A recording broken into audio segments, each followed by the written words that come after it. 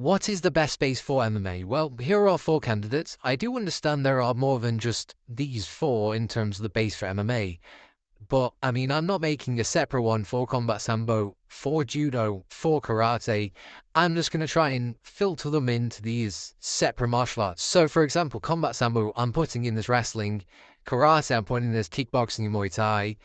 What was the one? Judo, I'm putting in this Brazilian Jiu-Jitsu. So, that's just to begin with. And we're defining your base as the first martial art or the martial art that their style stems from, basically. So Charles Oliveira is a submission expert.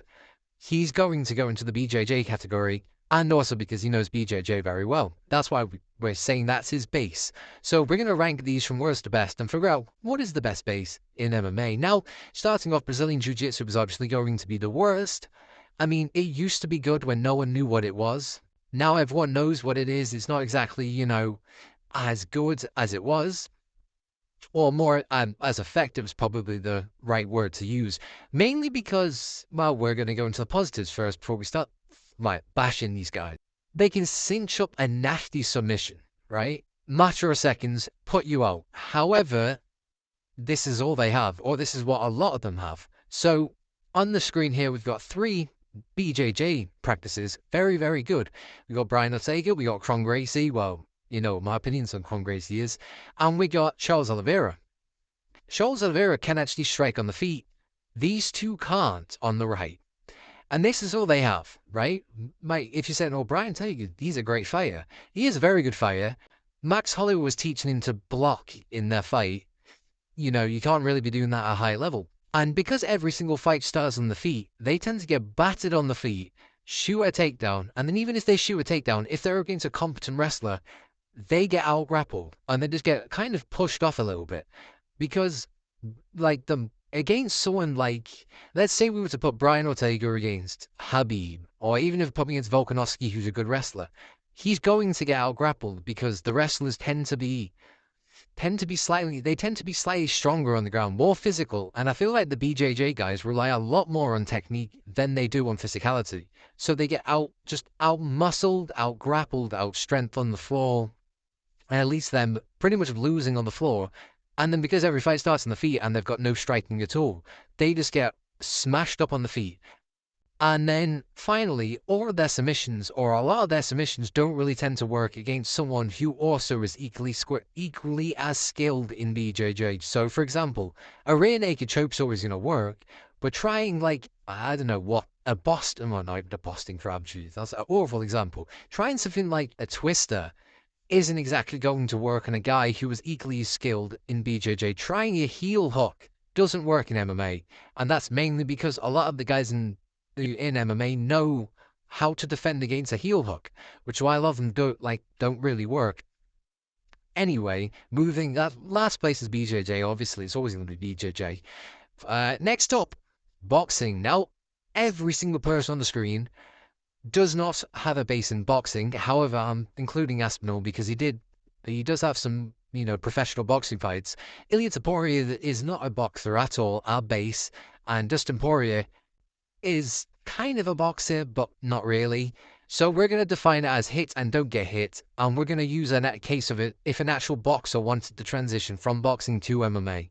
So let's say if you're a boxer and you want to transition from boxing to MMA, you would have some advantage on the feet. Granted, you will have major weaknesses to leg kicks. I made a short about this not too long ago about a boxer and an MMA fighter having an MMA fight. Their distance management doesn't really work in MMA. It works very well in boxing, but it doesn't work in MMA. So they will have the advantage on the feet.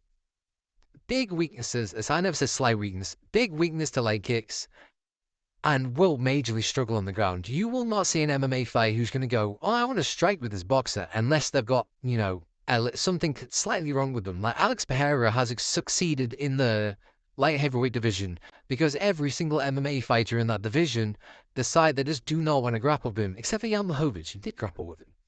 But they will struggle on the ground if any, semi-smart fighter wants to take him down. However, it isn't, that difficult for them to adapt to MMA. If they don't adapt to the grappling aspect and obviously the leg kick aspect, they're going to struggle in MMA. However, they're not like gonna get absolutely sparked out and knocked out. They'll probably just end up getting out grappled and submitted on the floor. So they're going in third place. In second place, which means we already know what the first place is, but in second place, we're going to go kickboxing and Muay Thai. Obviously, as I've said multiple times, every fight starts off on the feet. They're going to have a good advantage on the feet over literally anyone. It doesn't matter if you're over a boxer or wrestler or BJJ, even a BJJ. You know, they absolutely suck in all aspects, but they're going to have this advantage on the feet majorly above everyone. I mean, realistically, a kickboxer will always have the edge of the feet. Okay, they no good distance management for MMA.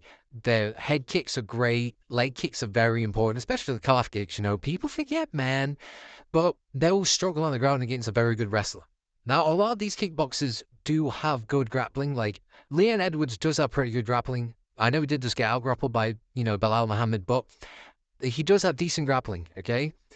The problem is they will probably lose against a guy whose base is grappling. So they're going to struggle on the floor against any good wrestler and most probably get out grappled, like Alex Pereira in this small little thing on the right. I believe that's against Israel Adesanya, who isn't a grappler, he is a kickboxer. So it kind of just proves my point even more. But that means number one, first place wrestler. Out of the current MMA roster, 5 out of the 8, that is what? 60%, I think that is. Is it 60%?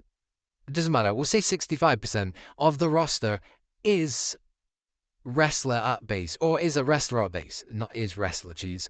Is a wrestler at base. You know, we got Marab, we got Makhachev, we've got Belal Muhammad, we got Dricus Du Plessis, we've got John Jones. Now, Ilia Topuria is technically a Roman Greco wrestler at base, but we're just going to call him a striker for this experiment, or whatever.